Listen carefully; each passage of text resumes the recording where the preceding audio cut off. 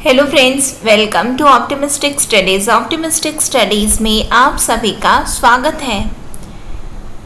आज हम छत्तीसगढ़ शिक्षक भर्ती के लिए शिक्षक का सिलेबस देखने जा रहे हैं। जैसा कि 3 पोस्ट है, शिक्षक, सहायक शिक्षक, व्याख्याता। व्याख्याता का बहुत से लोग बोल रहे हैं आएगा, बहुत से लोग बोल रहे हैं नहीं आएगा। लेकिन कौन क्या बोल रहा है, कौन क्या नहीं बोल रहा है, इस पर हमें ज़्यादा विचार नहीं करना चाहिए जब तक ऑफिशियल नोटिफिकेशन नहीं आ जाती। जब ऑफिशियल नोटिफिकेशन आ जाए और बोल दिया जाए कि हाँ ये वाली पोस्ट आ रही है, ये वाली पोस्ट नहीं आ रही है, तभी हम कोई कंफर्मेशन बोल सकते हैं कि हाँ ये वाली पोस्ट जो है कंफर्म आ गई है। ठीक, लेकिन अभी जैसा कि आप सभी जानते हैं, अभी केवल और केवल घोषणा की गई है हमारे माननीय श्री मुख्यमंत्री जी के द्वारा कि छत्तीसगढ़ में 10,000 शिक्षकों की भर्ती निकलेगी। इसका मतलब कि अनिवार्य रूप से निकलेगी ही। उसी के अंतर्गत आइए हम देखते हैं शिक्षक के लिए सिलेबस।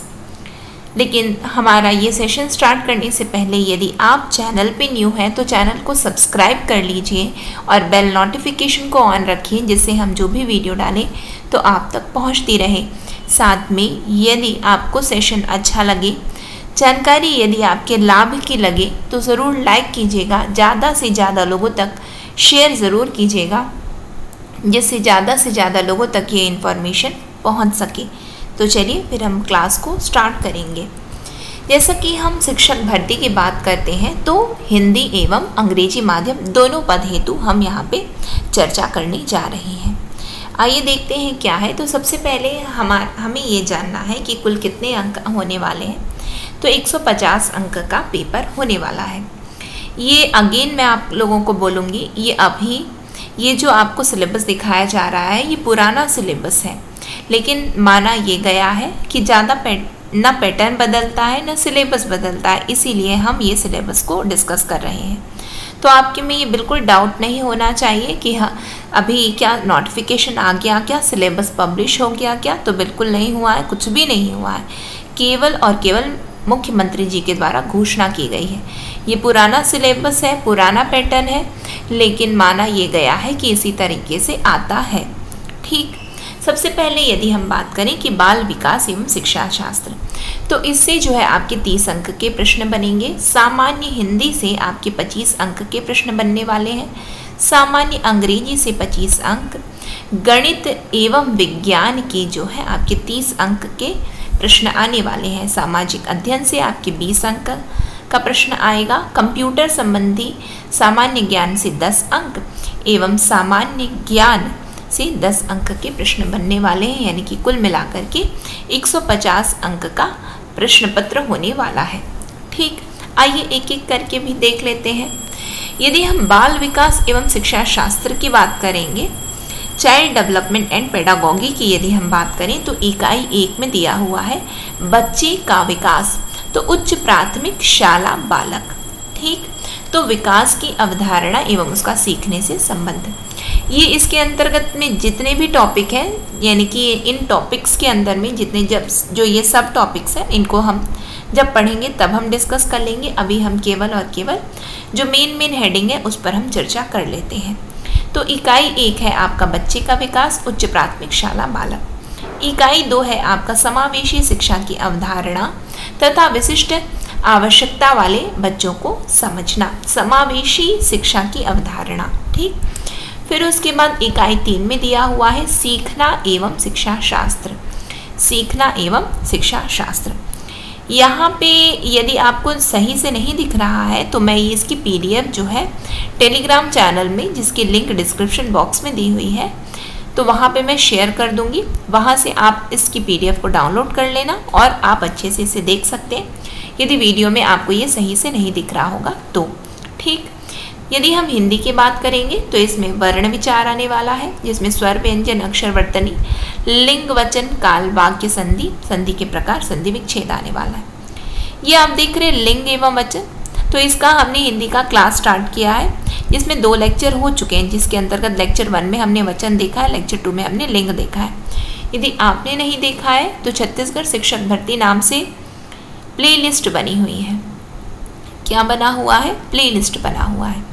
छत्तीसगढ़ शिक्षक भर्ती नाम से।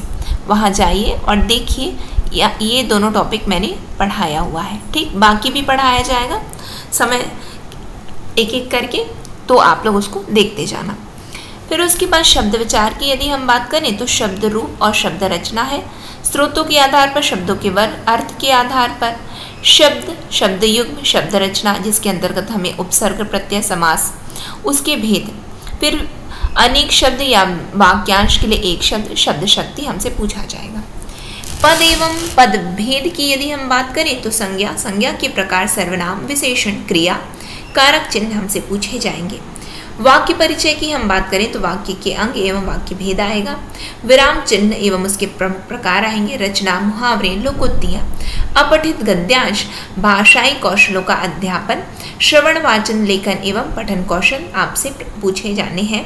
किसके अंतर्गत? तो हिंदी के अंतर्गत। ठीक है, इसका मतलब हम कुल मिलाकर के देखें तो ये जो है आपका, मैं आपको यहाँ पे बताना चाहूँगी कि ये जो हिंदी है, इंग्लिश है, ठीक, इंग्लिश है, कंप्यूटर है और उसके बाद में यदि हम बात करें कि आपका जो जीएस पोर्शन है, सामान्य ज्ञान का पोर्शन है, ये आप चाहे किसी भी सिलेबस की बात कर लें, ठीक, चाहे आप शिक्षक की बात कर लें, शिक्षक भर्ती की बात कर लें, चाहे आप सहायक शिक्षक भर्ती की बात कर लें, ठीक, या फिर आप व्याख्याता की किसी भी सब्जेक्ट से, किसी भी विषय के व्याख्याता की यदि आप पोस्ट की बात करें तो इतने सब्जेक्ट्स आपको पढ़ने ही हैं जो कि सभी में सामान्य है। एवं पेडागोगी का जो है, जो व्याख्याता की पोस्ट है ना, जैसा कि मैंने आपको फिजिक्स का बताया है, इंग्लिश का बताया है, मैंने सिलेबस डिस्कस किया हुआ है, तो ये लगभग ये सभी के सिलेबस एक जैसे ही हैं। और आपको पता है सीजी व्यापम, आपको सिलेबस क्या पढ़ना है, जो सीजी व्यापम का एक सिलेबस है उसको पढ़ के फिनिश कीजिए, और वो जो कि सब में आने वाला है आपके। ठीक, आगे आइए देखते हैं। अंग्रेजी की बात करें तो क्या आने वाला है, तो कॉम्प्रिहेंशन है, अनसीन पैसेज आने वाला है, अनसीन प्रोज पैसेज है। फिर उसके बाद ग्रामर, वर्बल एबिलिटी, फिर comprehension, grammar, vocab, unseen poem with questions, जिसके अंतर्गत कॉम्प्रिहेंशन, वोकैब आने वाला है। पेडागोगी का English development of language development आएगा, इसमें लर्निंग एंड एक्विजिशन आएगा, प्रिंसिपल ऑफ लैंग्वेज टीचिंग आएगा, role of listening and speaking आएगा। फिर क्रिटिकल पर्सपेक्टिव आने वाला है, चैलेंजेस ऑफ टीचिंग लैंग्वेज। फिर उसके बाद लैंग्वेज स्किल आएगा, evaluating language comprehension and proficiency, और फिर टीचिंग और लर्निंग मटेरियल्स। फिर लास्ट में क्या है, रेमेडियल टीचिंग आने वाला है। ये पेडागोगी है। आप ये देखिए कि ए में क्या है, कॉम्प्रिहेंशन आने वाला है, बी में क्या आने वाला है, तो बी में पेडागोगी ऑफ लैंग्वेज डेवलपमेंट आने वाला है अंग्रेजी के लिए। ठीक है, समझ गए।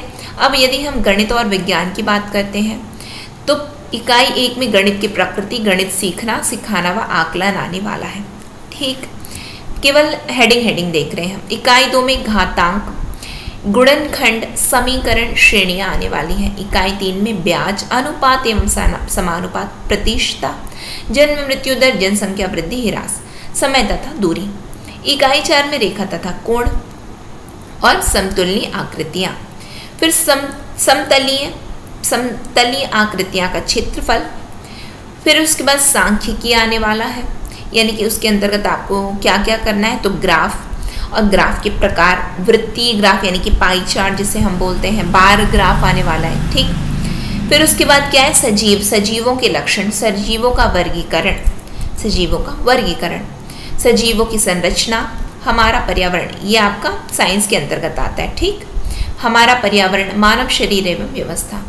फिर उसके बाद इकाई 8 में आपका बल एवं गति है।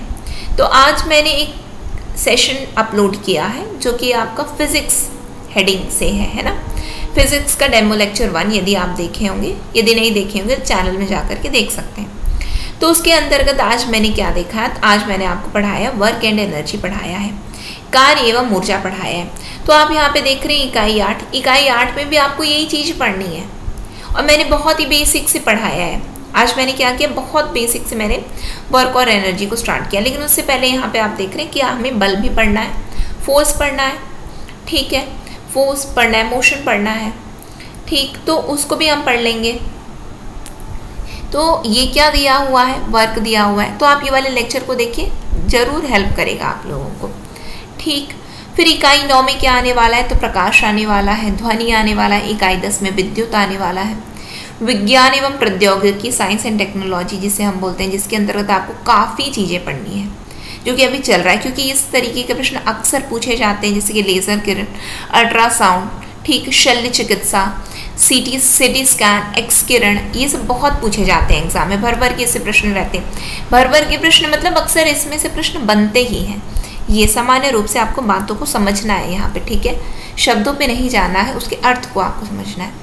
फिर पदार्थ की संरचना आने वाली है।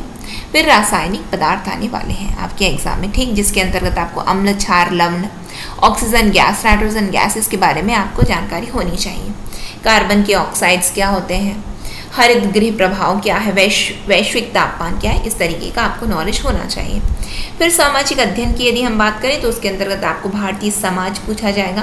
फिर भारतीय सभ्यता व संस्कृति पूछा जाएगा, जिसके अंतर्गत आपको सिंधु घाटी सभ्यता, वैदिक संस्कृति, भारतीय इतिहास के स्रोत। आपको पता है ये आपको बहुत ही अच्छा नॉलेज आपको कहाँ से हो जाएगा, हम ना एंशिएंट हिस्ट्री यदि पढ़ते हैं हम ना जीएस के अंतर्गत, ठीक है, जीएस के अंतर्गत कौन से जीएस, तो इंडिया जीएस के अंतर्गत जब हम एंशिएंट हिस्ट्री पढ़ते हैं ना तो उसमें हम यही सब पढ़ते हैं, तो वो आपको वहाँ से कवर अप हो जाएगा। तो आपको टेंशन नहीं लेना है कि ये सब कहाँ से पढ़ें, तो इंडिया जीएस पढ़िए, हो जाएगा आपका कवर।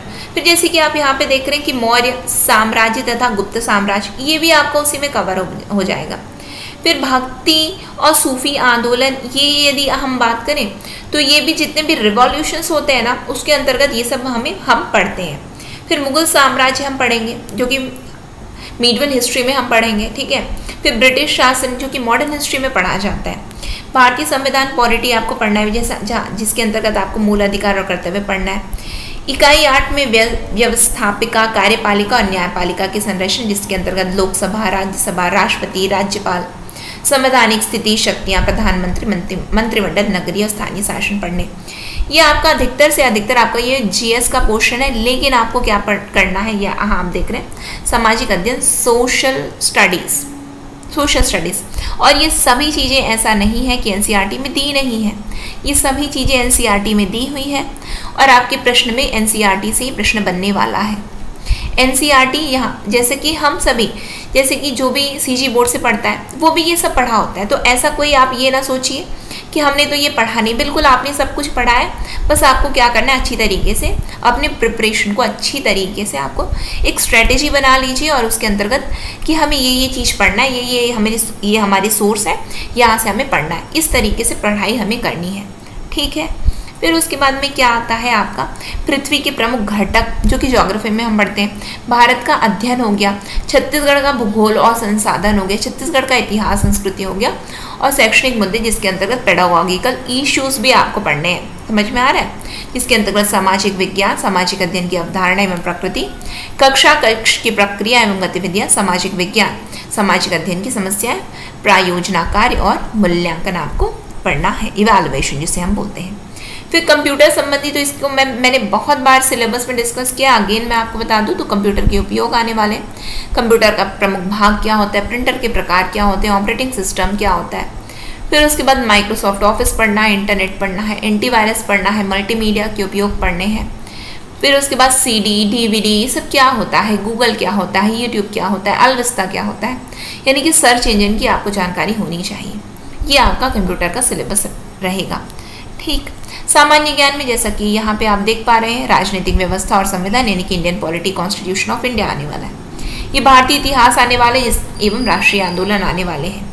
यहाँ पे आप देख रहे हैं 10वीं तक के पाठ्यक्रम स्तर का, यानी कि छत्तीसगढ़ बोर्ड की कक्षा 10वीं तक, यानी कि हमने सब पढ़ा हुआ है, ऐसा नहीं कि हमने पढ़ा नहीं, पढ़ा है हमने। भूगोल आने वाला है, तो छत्तीसगढ़ बोर्ड की कक्षा जो कि सामान्य रूप से हम पढ़े रहते हैं, ठीक। तो भूगोल आने वाला है, भारत एवं विश्व का भूगोल है। भारतीय अर्थव्यवस्था आने वाली है, ठीक है। बैंक प्रणाली आएगा इसके अंतर्गत आपका। पंचवर्षीय योजना, कृषि एवं ग्रामीण विकास, औद्योगिक विकास आने वाला है।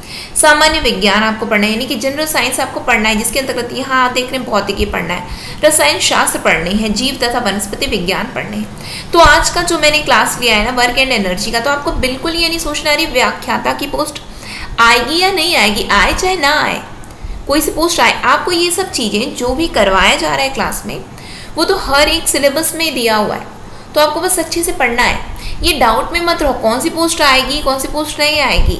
पढ़ना तो आपको लगभग वही चीज़ें हैं। किसी में उसी चीज़ को ज़्यादा पढ़ लेना है, किसी में आपको उसी चीज़ को कम पढ़ना है। बस अंतर है क्या, आप सिलेबस को मिलाइए ना, खुद मिलाइए। किसी के बोलने की आपको आवश्यकता ही नहीं पढ़नी चाहिए। और उसके बाद में आप खुद एक बार उसको एनालाइज करो कि क्या यही चीज़ है क्या, हाँ बिल्कुल वही चीज़ है, ठीक है। फिर उसके बाद यहाँ पे आप देख रहे हैं तो छत्तीसगढ़ की सामान्य जानकारी, जिसके अंतर्गत इतिहास आएगा, भूगोल आएगा, राजनीतिक व्यवस्था, पुरस्कार, योजनाएं, अर्थव्यवस्था, लोकगीत, संगीत, महत्वपूर्ण व्यक्तित्व, छत्तीसगढ़ से संबंधित अन्य महत्वपूर्ण विषय आपके सिलेबस में ये गिवन है, जो कि रहने वाला है।